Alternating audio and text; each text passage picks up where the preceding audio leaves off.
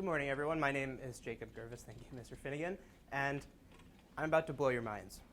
So this is a metaphor that I'm sure you've never heard before, but I believe that high school and senior year specifically is in many ways like a crossroads. Okay, maybe you've heard that one I tried. But in all seriousness, one of the things that I noticed this year is that there's obviously quite a bit going on as a senior, but so much of it is focused on the future and planning ahead, knowing what you're doing for the next year, 4 years, whatever it is. And it kind of fits into this larger societal focus that's placed on always planning ahead. And it goes back to this question that we're asked when we're kids, what do you want to be when you grow up? You know, I want to be an astronaut, the president, baseball player. That was my answer. And when we're kids, it's an exciting question. We look forward to it. We probably all remember what we used to say when we got asked this question. And as we grow older, we're asked this question much less explicitly, but it's still there everywhere we go. On standardized tests, on college applications, you have to indicate when you're 17 what you want to study, what field you want to go into. It's overwhelming. Since 7th grade, my answer to that question has been journalism. In 1st grade, I had a teacher at Pierce, Mr. Romero, who really ignited in me this love for writing that has grown and stayed with me to this day. We spent that whole year as pen pals, and even after he moved across the country, we kept writing letters back and forth to each other. And so in 4th grade, I joined my school newspaper.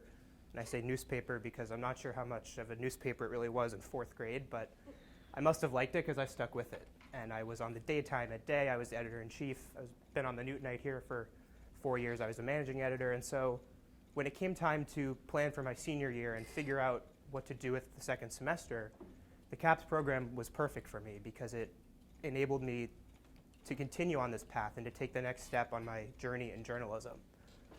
And so at first I shot high. I was ambitious. I envisioned myself walking the offices of the Boston Globe. I tried the Herald, tried WBUR, WCVB, all these major media outlets and news corporations. And they all basically said, no, you're in high school. Talk to us when you're in college. And at first that was disheartening, but where I ended up turned out to be a huge blessing in disguise, and that was at the Newton Tab. The one thing I knew about the Tab going in was that it was a small newspaper, but I didn't realize just how small it actually was. I worked with managing editor Andy Levin. I sat at his desk in his cubicle in our newsroom, and a few feet to my left were Jonathan Dame and Laura Lovett. And that was really it. Other than the photographers and the design staff and everyone else, there were really 4 of us who produced most of the content and the writing.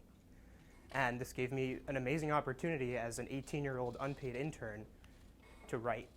There were some weeks when I had 3 articles in the paper, and that was incredible because I didn't go into this experience to do grunt work and make coffee for people. I wanted to learn and grow as a writer, as a journalist, and that's exactly what I got to do.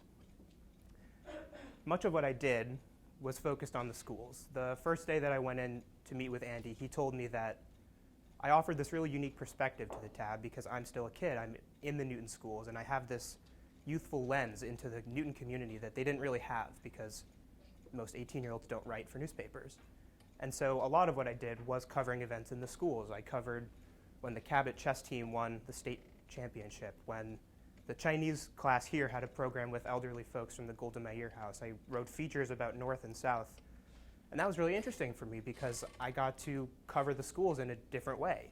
On a Monday morning, I'd come in for English class, and then on Tuesday, I could dress up and bring my reporter's notebook and play professional for a few hours, and that was really cool because people treated me like a professional, and it felt real. The other large part of what I did was writing columns, and that's really what I enjoyed the most. I got to write really whatever I wanted, and I had this platform in a real newspaper for my writing and for my voice, and that was really, really unique. And the column that stands out the most to me was my first one. It's called Finding Common Ground for Good. In February, I saw New Jersey Senator Cory Booker speak in Boston, and I was blown away by his message, his passion, his words, everything. I just loved it.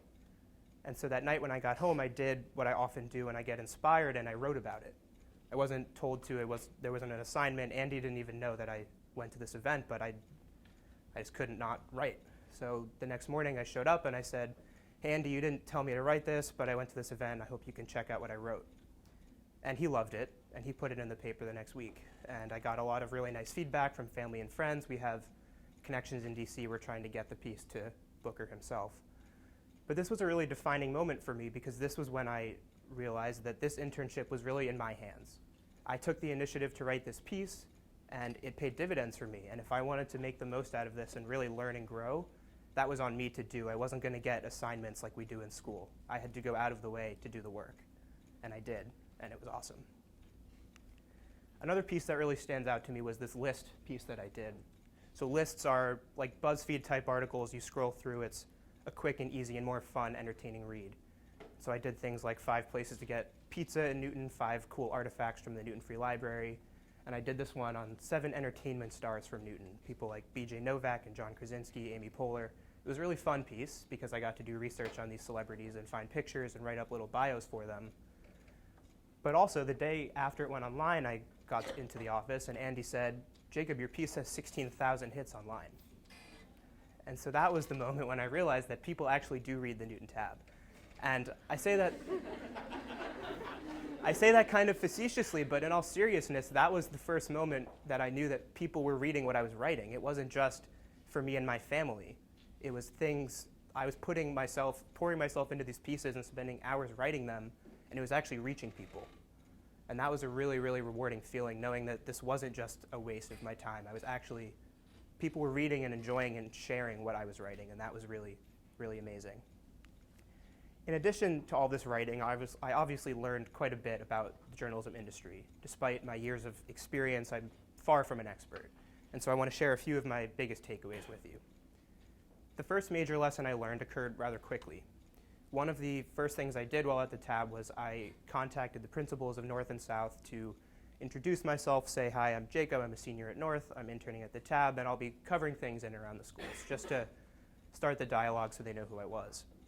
And I sat down with Mr. Aronson that week, and we had a quick conversation about the rules and everything, and he said something to me that hadn't occurred to me at that point, and that was that I was now a member of the media. I wasn't just a kid on the Newtonite who was covering the basketball game that night. I was a member of a professional newspaper, and that meant that I couldn't just come into a school and cover an event and take pictures whenever I wanted. And that was complicated because it was really challenging. There were some events like the Chinese class where I found out about what was happening the day before. And you don't always have enough time to speak to the right people, get the right permissions, cover all the bases. So that made things really complicated. But it also kind of opened my eyes to this more corporate businessy side of journalism that I hadn't experienced yet. A lot of what we cover at the tab is city government, city council, the mayor's office, a lot of this more bureaucratic stuff.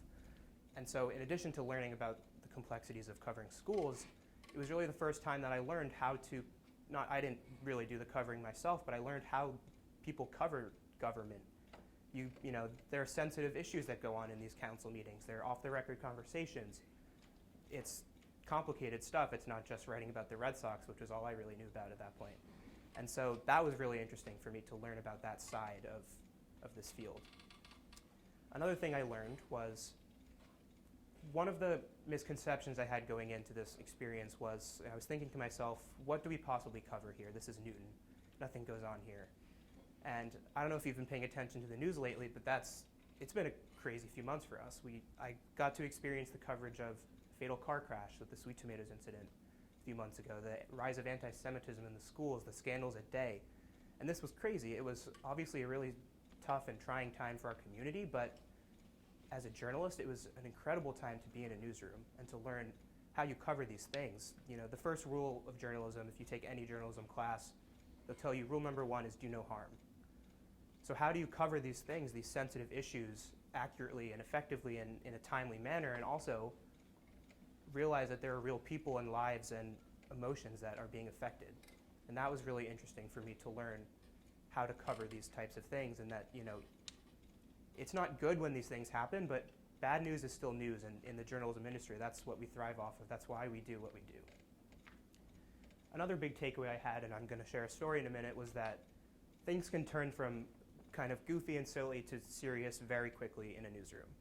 Just for some context, in the Gatehouse Media newsroom, Gatehouse Media is the company that owns the Newton tab, all of the neighboring towns are together. So Newton, Wellesley, Brookline, Needham, Waltham, Watertown, everyone was in the same room. And one morning I come in and Jordan Maybloom, who's the Wellesley Townsman reporter, who sat just a few cubicles away from me, was on the phone. It was a normal morning, and all of a sudden the phone conversation gets a little bit more hectic.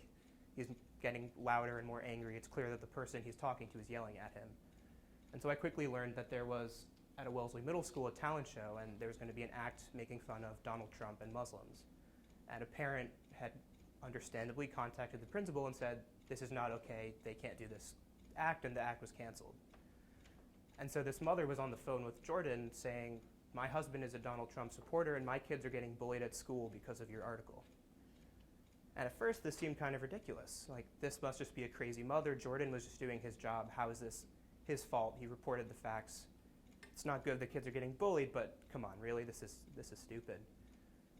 And it escalated, and the editor-in-chief had to get on the phone with the mother, and it turned out that she threatened to show up at the newsroom with her husband and kids to give a talking to Jordan, and there were threats flying everywhere.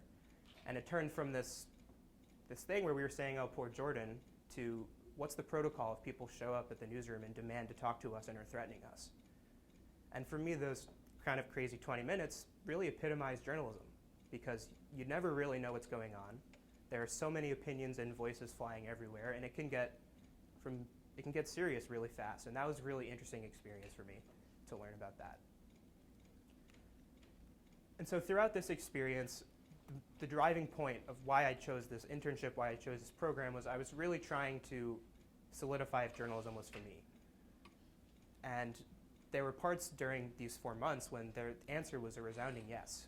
I loved getting to write. There's nothing as special as seeing your name printed in a newspaper. It's so rewarding. And I loved it. I loved parts of it, but there were parts of it that I didn't love as much. Even in weeks when I had 3 articles in the paper, that's still not enough time to fill 20 hours, and I was getting bored, and sometimes I felt like I was wasting my time. I dreaded going into the office.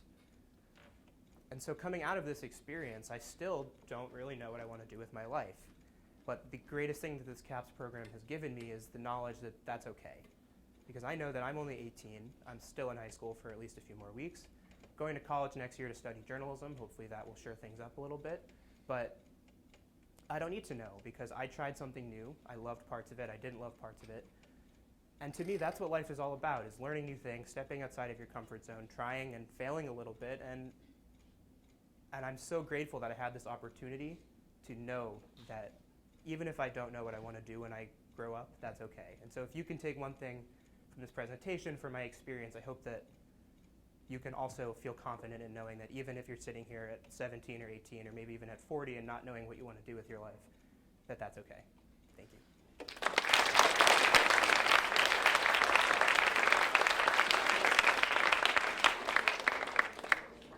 All right, we have time to take some questions from the audience.